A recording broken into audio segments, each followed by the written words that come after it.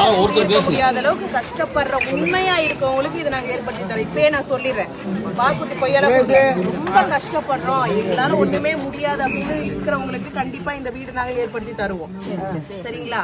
அதுல எந்த விதமான டவுட்டும் வேணாம். அதாவது எங்களால வந்து எதுவுமே பண்ண முடியாதுங்க, இவ்வளவு காசு கட்டி இந்த இடத்துக்குலாம் எங்களால வர முடியாது அப்படிங்கிறவங்களுக்கு இது இருக்கு.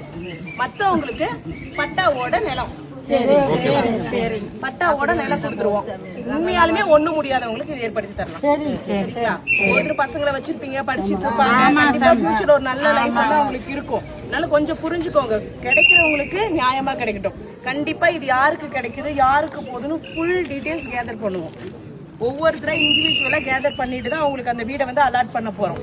அதனால கொஞ்சம் மனஸ்தாபம் ஆயிக்காதீங்க. கண்டிப்பா கஷ்டப்படுறவங்களுக்கு இந்த வீடு கண்டிப்பா கிடைக்கும், மத்தவங்களுக்கு பட்டா கிடைக்கும், நிலத்தோட பட்டா நல்ல இடத்துல. இன்னொரு விஷயம், யாருக்கும் காசு என்னோட நாலேஜுக்கு வராம நீங்க யாருக்கும் எதுவும் கொடுக்காதீங்க. யாரும் உங்ககிட்ட எதுவும் கேட்க மாட்டாங்க. அப்படி கேட்டாங்கன்னா டைரக்டா நீங்க கால் பண்ணுங்க. இதுக்கப்புறம் எல்லா விஷயத்துக்கும்